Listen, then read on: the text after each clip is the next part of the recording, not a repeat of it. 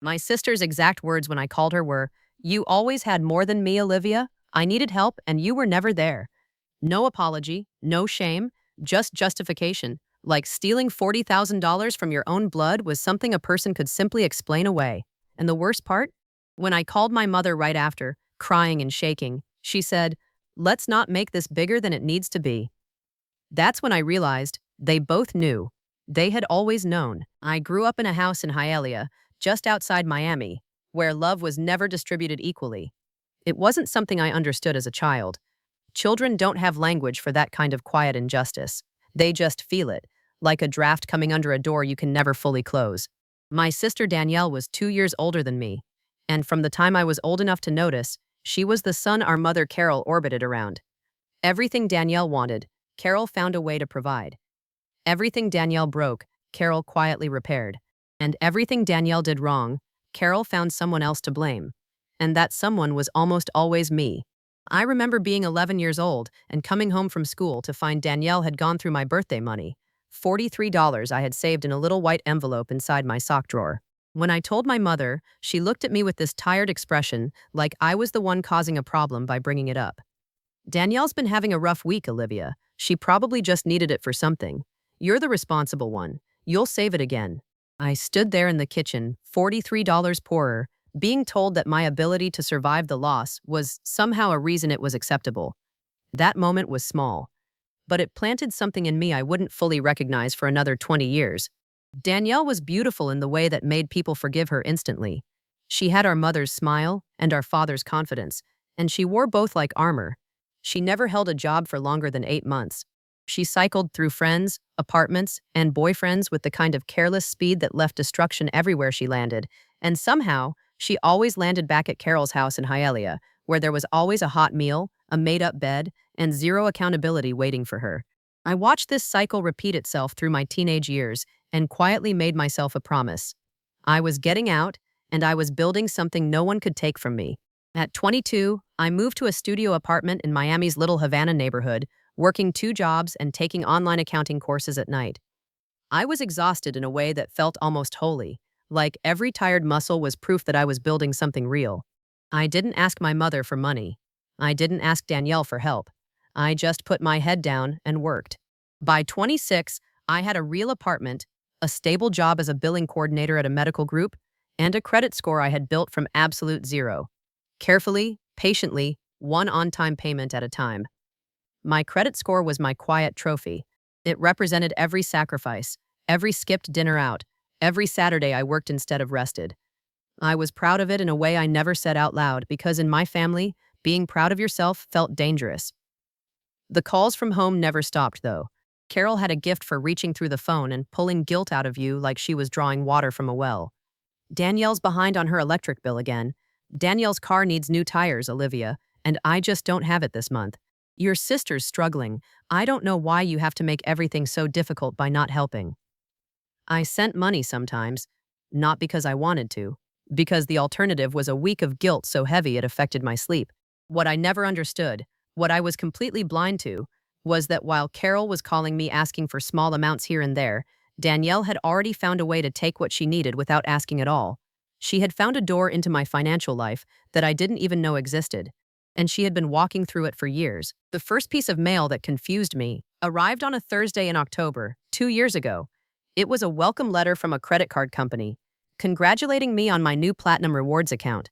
I stood at my mailbox in the parking garage of my building, reading it twice, certain there had been some kind of clerical error. I hadn't applied for any new credit card. I had 3 cards already, all carefully managed, all paid on time, and I had no intention of opening a fourth. I set the letter on my kitchen counter and told myself I'd call the company in the morning.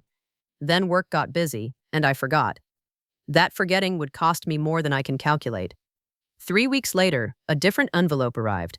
This one was from a collections department, a past due notice for an account I had never seen before.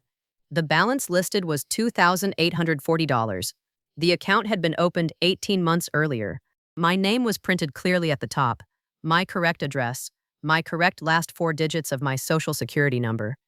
My throat went dry reading it. I sat down on my kitchen floor, not dramatically, just because my legs suddenly felt unreliable, and I dialed the number on the back of the notice. The representative confirmed everything. The account was mine, opened in 2020, already severely delinquent.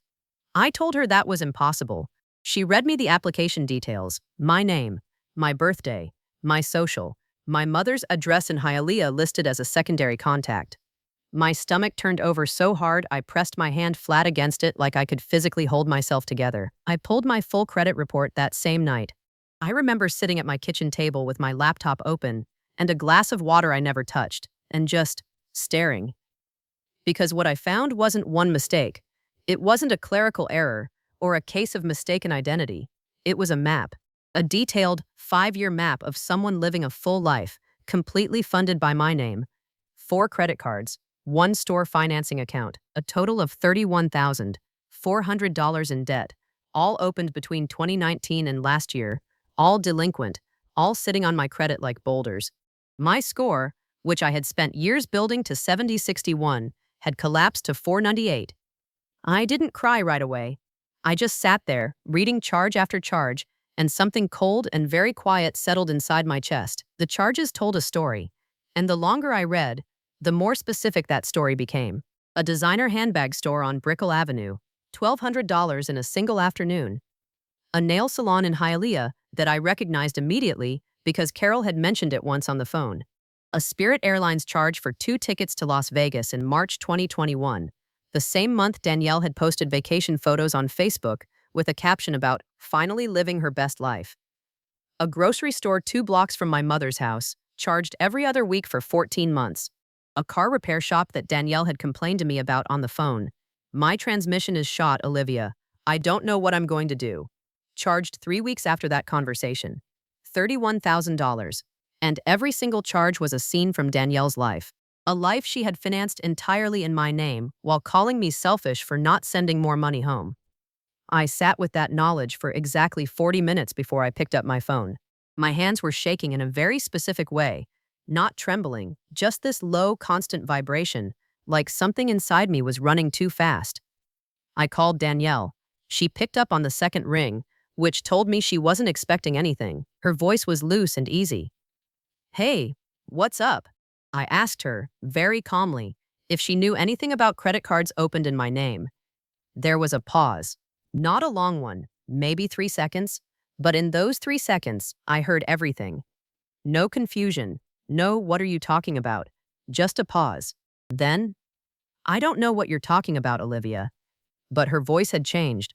The looseness was gone, and I knew, in the way you know things you desperately wish you didn't, that I had just confirmed everything. I called my mother 20 minutes later. I told myself she would be horrified. I told myself Carol would react the way any mother should react, with shock, with anger at Danielle, with immediate concern for what had been done to her younger daughter. I needed that. I needed one person in that house to be on my side. I held my breath when the phone rang. Carol picked up, and I told her everything. The credit report, the charges, the $31,000, Danielle's non-denial on the phone. There was a long silence. Then Carol sighed. Not the sharp intake of a horrified mother. A slow, tired, inconvenienced sigh. Like I had just told her the dishwasher was broken. "Olivia, you know how Danielle gets when she's desperate. She wasn't trying to hurt you. She panics. You have to understand her situation." I pressed the phone so hard against my ear that it left a mark. "Mom," I said slowly, "she stole $31,000 from me." And Carol said, "I will never forget this as long as I live." "Well, you're better at handling these things than she is. You always have been." I hung up the phone and stood in my kitchen for a long time without moving, because somewhere underneath the rage, a question was forming that I wasn't ready to ask yet. A question about how Danielle had gotten my social security number in the first place. And the answer to that question was going to break something in me that I wasn't sure I could fix. I didn't sleep that night. I lay in my bed staring at the ceiling fan going around and around, and I kept coming back to the same question that had been sitting in the back of my throat since I hung up on Carol. How did Danielle get my social security number?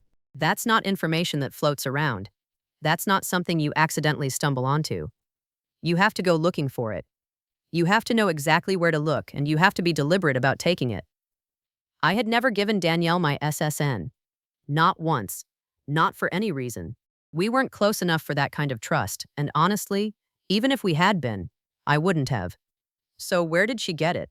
I stared at that ceiling fan and let the question turn with it, slow and unavoidable, until the answer came to me at 2:43 in the morning and sat on my chest like a stone. My mother's house. Growing up, Carol kept a filing cabinet in the hallway closet, a heavy gray metal thing with a broken bottom drawer that never closed all the way. She kept everything in that cabinet: birth certificates, social security cards, old tax returns, medical records going back decades. It was her version of organization. Everything important, all in one place, completely unsecured, completely accessible to anyone in that house. When I moved out at 22, I took what I thought I needed: my birth certificate, my diploma. I never thought to ask for my social security card because I had my number memorized, and it never occurred to me that leaving that card behind was leaving a door unlocked. I hadn't lived in that house in over a decade, but my most sensitive document had never left it. And Danielle had been living there, on and off, for 5 years. The exact same 5 years those accounts had been opened. The next morning, I called Carol before she had time to prepare herself. It was 7:15, and I knew she'd just be getting her first cup of coffee, still slow and unguarded. I asked her one direct question. I asked her if my social security card was still in the filing cabinet in the hallway closet. The silence on her end was 3 seconds too long. Then she said, very carefully, "I'd have to check, Olivia. I haven't looked in there in a long time." And something in the way she said it, too measured, too rehearsed for 7 in the morning, made my vision go slightly white at the edges. "Mom," I said, keeping my voice completely flat, "did you give Danielle access to that cabinet?" Another pause. Then, "She lives here, Olivia. I can't exactly lock her out of the hallway." That was not a denial. I have replayed that sentence hundreds of times, and it has never once sounded like a denial. I called my friend Renee, the only person outside of work I fully trusted, and I sat on her couch for 2 hours just talking it through out loud, because I needed to hear myself say it to believe it was real. Because what was becoming clear was not just that Danielle had stolen from me. What was becoming clear was that this had required access. Sustained, deliberate access. To open 5 accounts over 5 years, Danielle would have needed my social security number, and likely my date of birth and other personal details for security questions, all things that were sitting in that filing cabinet in Carol's hallway. Carol knew that cabinet existed. Carol knew what was in it. Carol knew Danielle had been in and out of financial trouble for years, and Carol had never once called me to say, "Olivia, you should probably come get your documents." Not once. In 5 years. Renee looked at me across her coffee table and said very quietly, "Olivia, your mother didn't just enable this. She made it possible." I had been circling that thought all morning, but hearing someone else say it out loud made it suddenly, completely, undeniably real. Carol hadn't opened those credit cards, but she had handed Danielle the key to do it. Whether through deliberate choice or the kind of willful blindness that amounts to the same thing, she had protected Danielle's access to that cabinet the same way she had always protected Danielle, quietly, without announcement, at my expense. The golden child had needed something, and Carol had made sure the obstacle between Danielle and what she needed was never too high. That obstacle had always been me, even when I wasn't in the room. That afternoon, I did something I had been putting off since the night before, because some part of me was still trying to protect people who had never protected me. I went through every voicemail and text message I had saved from Danielle over the past 3 years, and buried in a voicemail from 14 months ago, a rambling, half-apologetic message Danielle had left after a minor argument about Thanksgiving was a sentence that made me set my phone down on the counter and press both hands flat on the surface to steady myself. In the middle of complaining about how I never understood her financial pressure, Danielle said, "I've been dealing with your accounts for years, and you don't even know what I've been carrying for this family." She had said your accounts, not my accounts, not debt. She said your accounts, and she said it casually, the way you say something you've long since stopped thinking of as a secret. She didn't even realize what she'd handed me. But I did. I played it 4 times. Then I forwarded it to my email, saved it to my cloud, and texted a copy to Renee, because I knew what I had to do next, and I knew it was going to cost me the only family I had ever known. Some doors, once you see what's behind them, can never be closed again. I had seen behind mine, and I was done pretending it was anything other than what it was. The police came on a Tuesday. I remember that specific detail because Tuesdays were my grocery days. I had my reusable bags by the front door and my list already written on my phone, and I was reaching for my keys when the knock came. 3 knocks. Firm, evenly spaced, the kind of knock that doesn't apologize for itself. I opened the door, and there were 2 officers standing in my hallway, one tall, one shorter, with a notepad already open, and behind them, my neighbor Mrs. Peterson from 4B was frozen in her doorway pretending to check her mail. The taller officer asked if I was Olivia Brown. I said yes. He said they were there regarding a fraud complaint filed by a collections agency, multiple delinquent accounts totaling over $40,000, all registered in my name, all flagged for investigation. He said it so matter-of-factly, like he was reading a grocery list, like he wasn't standing in my doorway dismantling the life I had spent 15 years building one careful brick at a time. I felt the heat rise up the back of my neck so fast it made my ears ring. Because I understood immediately what had happened. The collections agency hadn't investigated who opened the accounts. They had simply looked at whose name was on them. And my name was on all of them. So to the agency, to the complaint, to these 2 officers standing in my hallway with their notepad and their flat professional expressions, I was the suspect. I was the person being investigated for fraud on accounts I had never touched, never opened, never spent a single dollar from. $31,000 of someone else's designer bags and Vegas flights and grocery runs, and I was the one standing in my doorway being questioned about it. I gripped the doorframe with one hand because I needed something solid and real to hold on to while the world tilted sideways underneath me.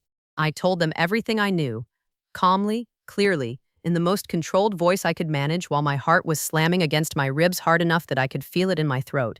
I told them about the credit report, about Danielle, about the filing cabinet, about Carol's non-denial on the phone, about the voicemail. The shorter officer wrote everything down without reacting. The taller one asked me if I had documentation.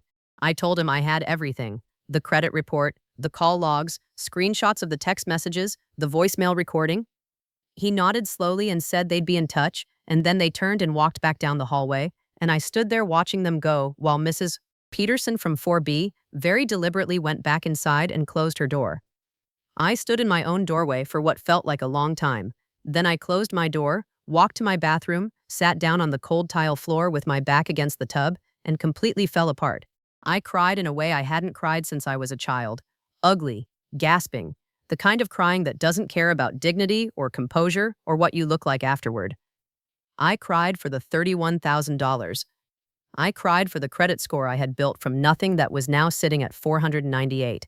I cried for the car loan I had been planning to apply for, and the apartment upgrade I had been saving toward, and every financial goal I had quietly been working toward that was now buried under someone else's debt.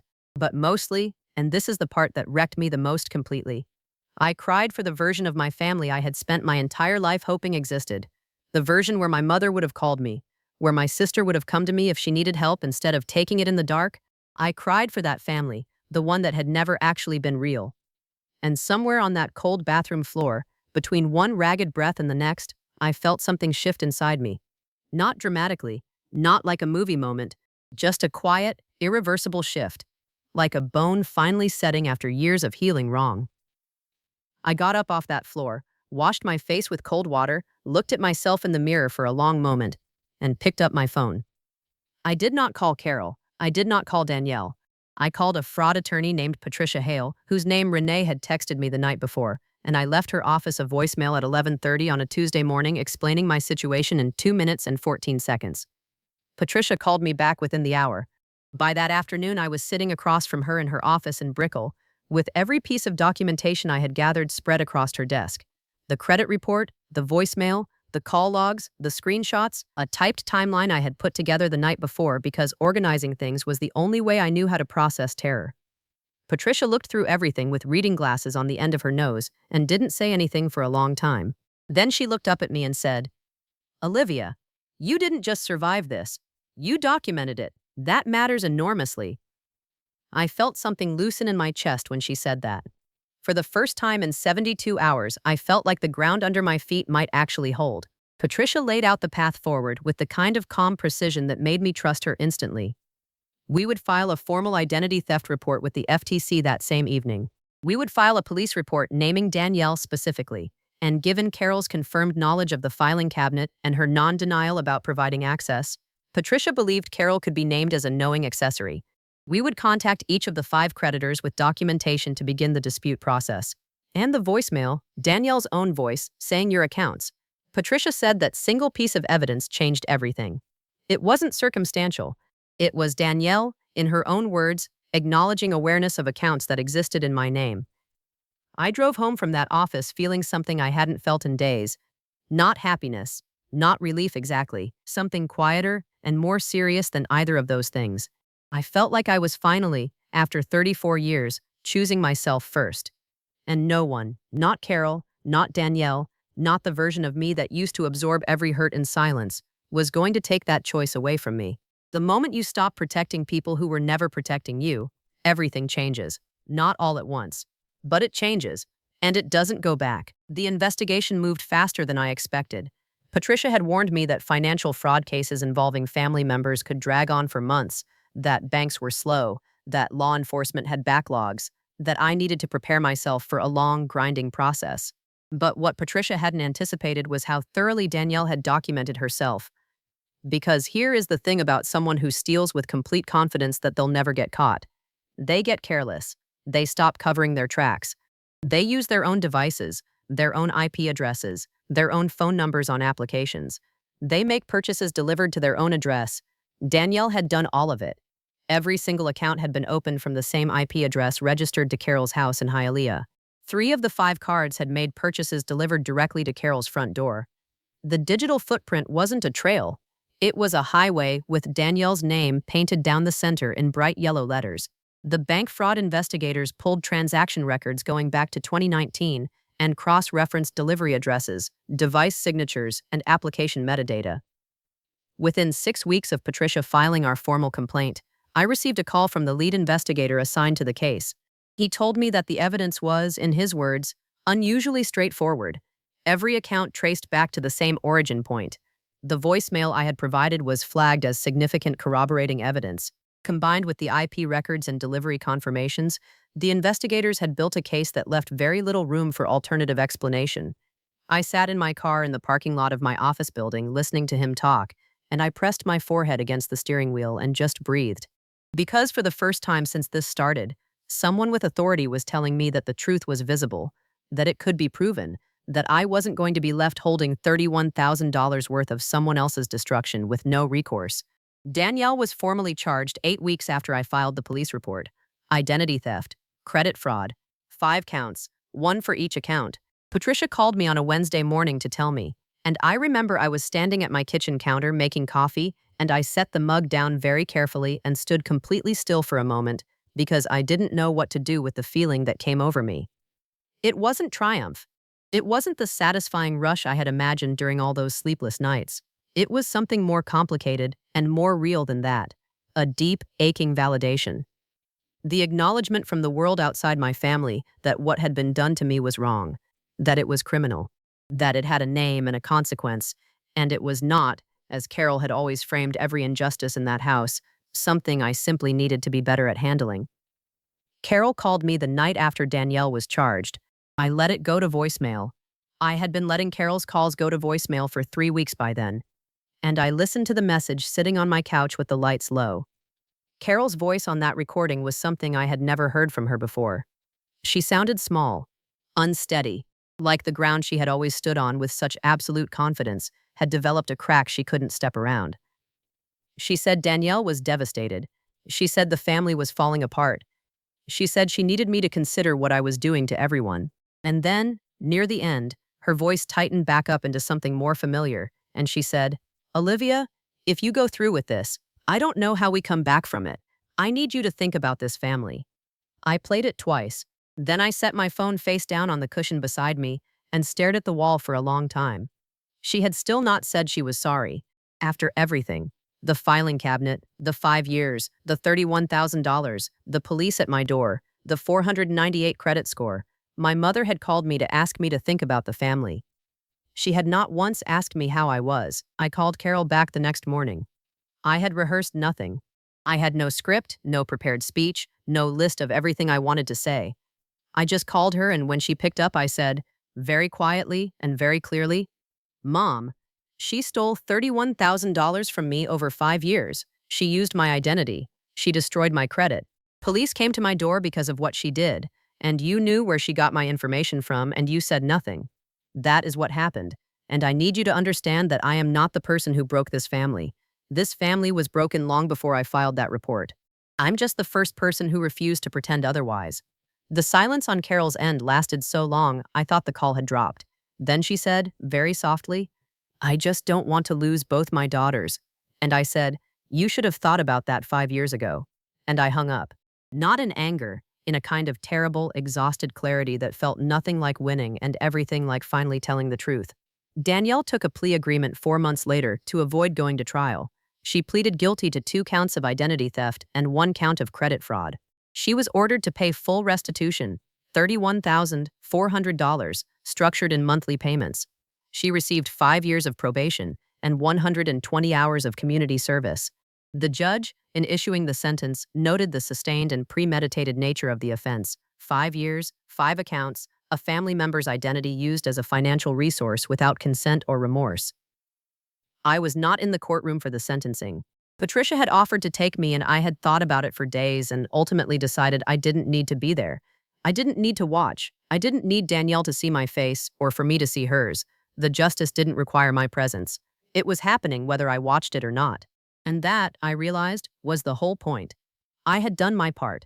The rest was no longer mine to carry.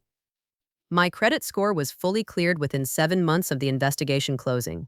The disputed accounts were removed. The fraudulent debt was discharged from my record. On the morning I received the final confirmation letter from the last creditor, I sat at my kitchen table and opened my credit report one more time. 743.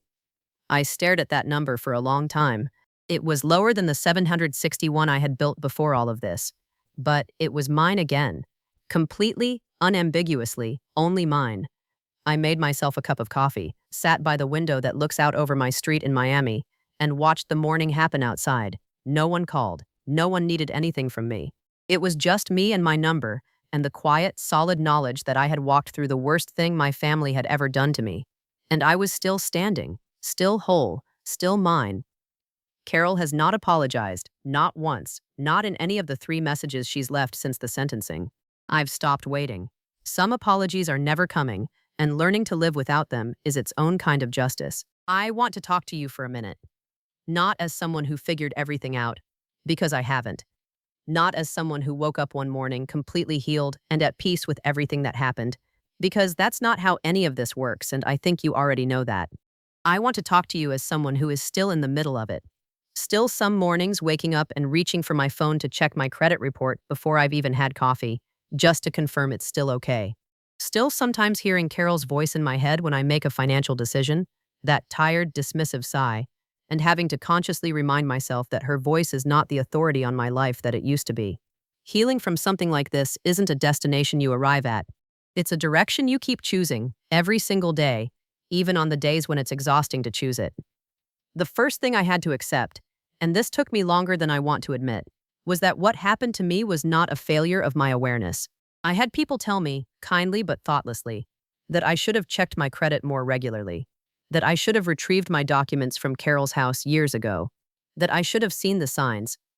And maybe some of that is technically true, but I want to say something clearly to anyone who has ever had a family member steal from them.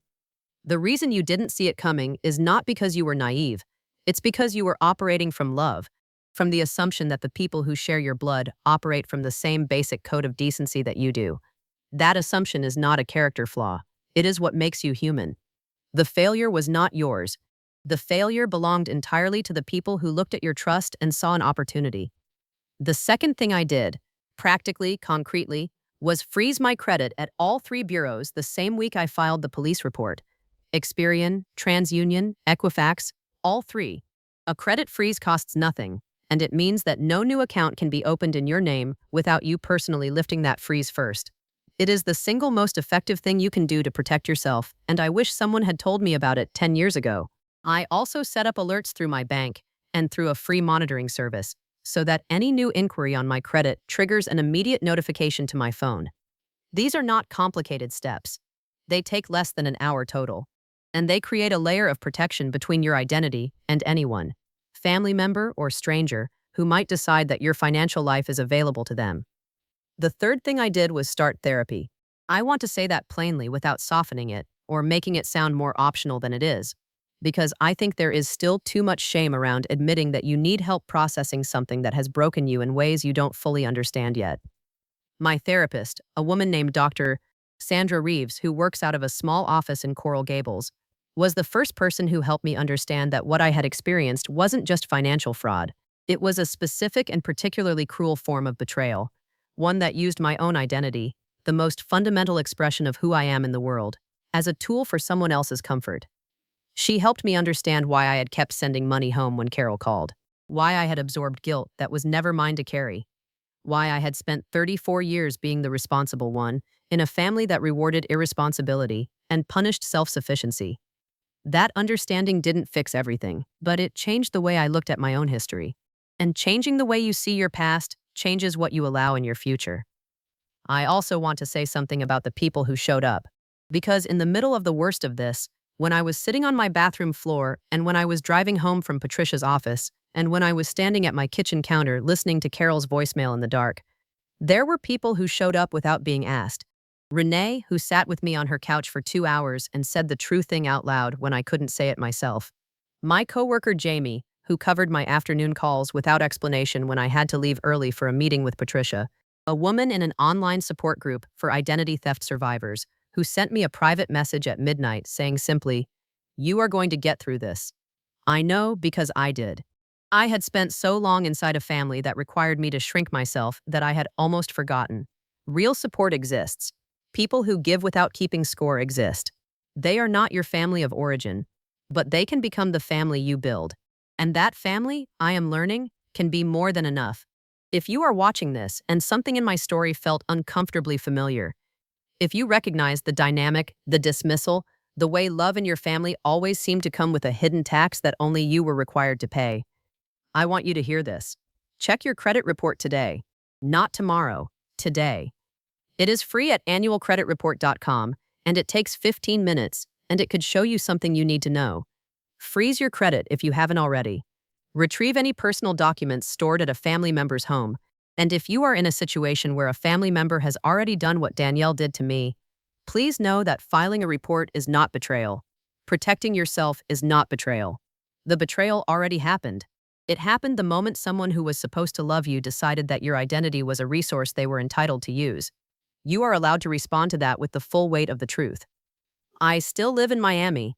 I still drive past the exit for Hialeah sometimes on my way to work.